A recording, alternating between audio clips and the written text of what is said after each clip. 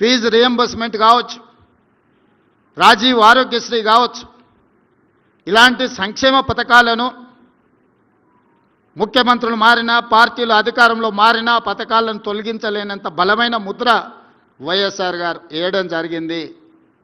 వారి ఆలోచనలను కొనసాగింపుగానే ఈనాడు తెలంగాణలో రాష్ట్ర ప్రభుత్వం పనిచేస్తుంది అని చెప్పి నేను ఈ సందర్భంగా సవినయంగా తెలియజేయదలుచుకున్నాను.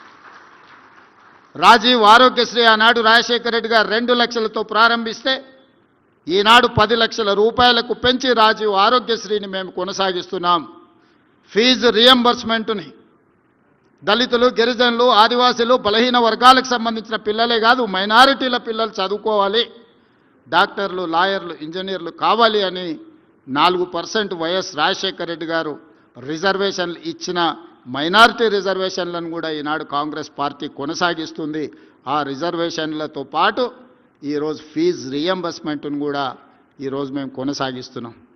ఆనాడు రూపాయి కిలో బియ్యం ఇస్తే ఈనాడు ఉచితమే కాదు, సన్న బియ్యాన్ని ప్రతి పేదవాడు తినాలి అని 3,10,00,000 మందికి తెలంగాణ రాష్ట్ర ప్రభుత్వం సన్న బియ్యం దేశంలోనే మొట్టమొదటిసారి ఈరోజు 3,10,00,000 మంది పేదలకు సన్న బియ్యం ఉచితంగా తెలంగాణ రాష్ట్ర ప్రభుత్వం పంచుతున్నది అని అంటే ఆ స్ఫూర్తిలో వైఎస్ఆర్ ఆలోచన, వారి యొక్క విధానం కొనసాగుతున్నదని చెప్పి నేను ఈ వేదిక మీద నుంచి చెప్పదలుచుకున్నాను.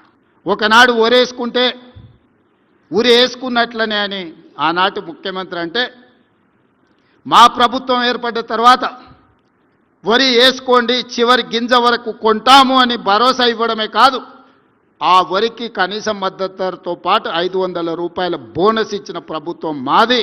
అందుకే ఈనాడు తెలంగాణ రాష్ట్రంలో 2024-25 సంవత్సరంలో 2,85,00,000 మెట్రిక్ టన్నుల వరి ధాన్యాన్ని ఉత్పత్తి చేసి భారతదేశంలోనే తెలంగాణ రాష్ట్రం మొదటి స్థానంలో నిలబడ్డది.